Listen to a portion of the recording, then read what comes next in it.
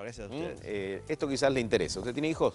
Sí, me interesa, sí. Bueno, esto tiene que ver con un libro, el libro de las preguntas.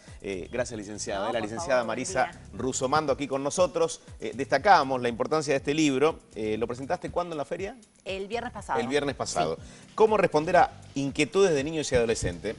En los últimos días, claro, nos produce un gran impacto cuando surge algo como lo que aconteció en el Jardín de Belgrano o lo sucedido en el Jardín Tribilín hace poco tiempo. Y los padres empiezan a preguntar, ¿no? Quien esté con chicos a cargo, ¿cómo hacer para elegir un jardín de infantes? ¿Qué es considerado un maltrato? ¿Cuáles son las señales de un abuso? ¿No? Son muchas preguntas que a uno le vienen a la cabeza.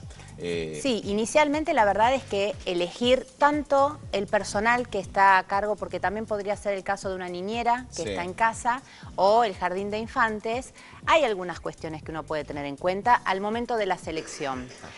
En primera instancia hay algo del estilo y de la idiosincrasia de la familia que tiene que estar en concordar un poco con lo que propone tanto el jardín como la niñera que vamos a incluir dentro de nuestro hogar. Sí.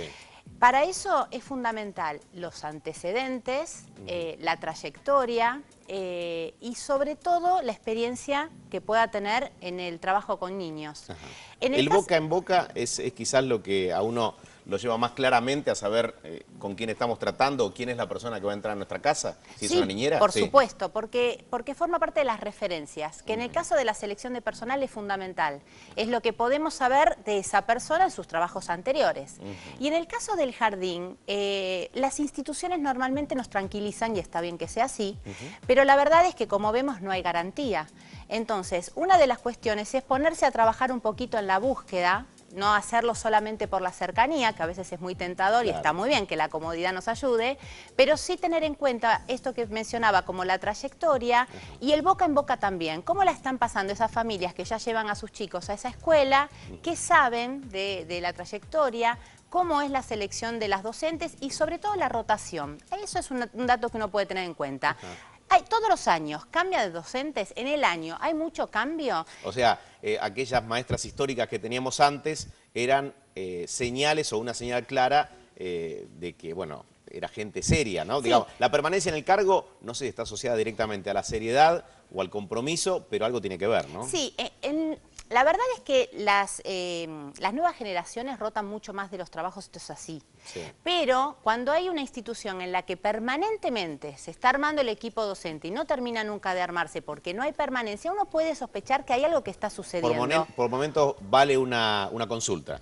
Y o malas condiciones de trabajo, o los sueldos son demasiado bajos, o hay maltrato directamente con el personal, entonces uno puede tenerlo en cuenta. Marisa, ya que hablamos de chicos y adolescentes, ¿en qué lugar ponemos a los maestros también en esta historia, ¿no? Porque el otro día me decía una docente, no saben lo difícil que es para nosotros hoy por hoy tener que llevar un curso adelante con 25 chicos, algunos con algunos problemas psicológicos importantes, y además con los temores que se han generado. Sí. En Yo torno soy maestra jardinera y primaria de muchos años. Con más razón entonces, conocedora de lo que pasa. Hay un temor hasta de establecer un vínculo con el chico por las posibles denuncias. Sí. Hay varias cuestiones que están pasando que complican la tarea. Por un lado, los padres en muchos casos depositan prácticamente la crianza y la educación en la escuela y en los docentes. Sí. Esto es exacerbado. Claro. La educación parte por casa, por supuesto la escuela acompaña. Por eso es tan importante además elegir una escuela acorde. Claro, completa todo. Exactamente. Esto es una complicación. Por otro lado, hay una dificultad hoy en día de construir la autoridad. Inicialmente la autoridad paterna y materna está en decadencia, no está en un buen ejercicio y esto se traslada a otras autoridades en las que la docencia uno podría ponerlo como en primera instancia. Y en tercer lugar es esto, los docentes tampoco se sienten autorizados a tener actitudes que en otro momento era totalmente natural. Serviciales o de solidaridad, digamos, ¿no? Exactamente. Entonces, todo esto hace que nada se naturalice, no fluya, digamos, que el docente no pueda estar a cargo del grupo con toda la autoridad que eso significa y desde allí autorizarse a, si es retar a un nene, si es tener una charla con los padres. Sí, un chico que, digamos, se hace encima en el jardín. Y además es muy importante el lugar de la autoridad. Es fundamental para la crianza en general, la crianza y la educación, por supuesto. Claro. Ahora, ya que hablamos de niños y adolescentes, los chicos, ¿cuáles son las preguntas que tienen? ¿No? Porque se habla tanto y a veces algunas frases que resultan hechas y los chicos no mienten, pero las repetimos y no sabemos en realidad qué significan, ¿no? En la profundidad. Sí, en el caso de esto de los chicos no mienten, volviendo un poquito al tema del abuso, Sí. ahí es donde esa frase, digamos, hay que decirla con todas las letras. Los Es verdad, chicos no los mienten. chicos no mienten. No van a inventar... Pero ¿sabes por qué no mienten? Porque digamos, no tienen con qué, digamos. Ahí está, digamos, no tienen herramienta, no tienen material. en ese punto, quiero Sí. decir, porque si exponen algo que tiene que ver con la sexualidad de una manera explícita, Sí. es algo que les llegó del exterior. A ver, Porque en su desarrollo todavía no lo lograron. quizás no tiene que ver con la escuela, porque hay muchas causas judiciales Sí, claro. que terminaron en el entorno familiar. Es Sí. decir, el responsable de determinado abuso partía del entorno familiar, Es mucho más más, cercano. mucho más frecuente. Claro, Sí, claro. entonces, el chico no inventa, No, no. algo le pasó. Exacto, si algo dice, y decir no es solamente con el lenguaje o con las palabras, mejor dicho, es también en un dibujo, es también en un juego, a prestar Sí. atención, hay algo que está pasando, porque un nene de 3, 4 años no tiene esos elementos por sí mismos. ¿Y cómo, por cómo otro proceder? Como sos maestra, quiero aprovechar estas preguntas muy puntuales. Como maestra, como madre o como persona a cargo de un chico, ¿cómo proceder cuando hay alguna señal que a uno nos inquieta? Ir primero a la escuela, preguntarle a la maestra, tener un... ¿A dónde vamos? Lo inicial es no hacerse el distraído. Esto es lo número uno. Ahí está. Si hay algo que llamó la atención, si hay algún síntoma, si escuchamos algo, si vimos en el juego algo, no hacerse el distraído. Cuando uno se hace el distraído es cómplice de ese abuso, número uno. Entonces, por supuesto que si estamos en una institución, vamos a seguramente acudir a la dirección de esa institución. Digamos, en cada institución, sean las escuelas, sean en los hospitales, el personal está obligado a actuar en consecuencia. Si es hacer la denuncia o por lo menos poner a averiguar sobre el caso. Sí.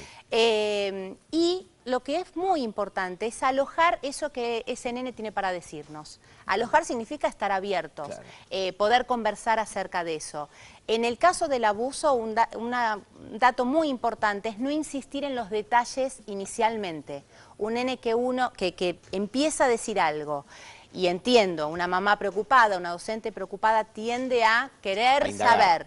Si uno indaga mucho, en general lo que sucede, ese nene le da vergüenza, le da timidez, entonces tiende a retraerse. Bien. Entonces, que pueda hablar en el O sea, lugar indicado. No escarbar, ya la situación está contada. Exactamente, es Ahí está. primero asistir a un profesional que nos oriente para que ese nene pueda hablar en el lugar indicado. Síntomas que nos tienen que llamar la atención. Sí, cualquier cambio que nuestro hijo tenga, nosotros conocemos a nuestro hijo, sabemos cuando hay algo que no está del todo bien, si de repente empieza a dormir mal, pesadillas, terrores nocturnos, si no se alimenta bien, si no juega, si no se ríe, Claro, si empieza a evita hacer el cosas contacto. que no hacía. Exactamente, exactamente. Por supuesto que tener un síntoma de estos no significa que hay algo de esto que está sucediendo, pero sí hay que empezar a prestar atención cuando hay varios de estos síntomas, porque además tal vez no sea el caso de un abuso, pero tal vez está pasando alguna otra cosa. Muy bien.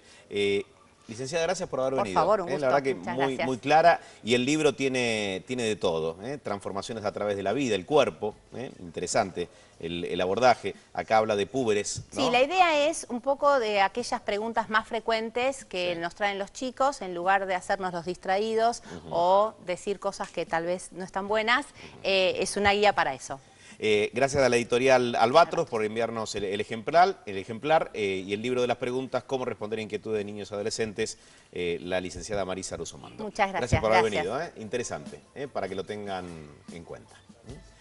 Nos vamos ahora con Silvina, en instantes, nos va a contar...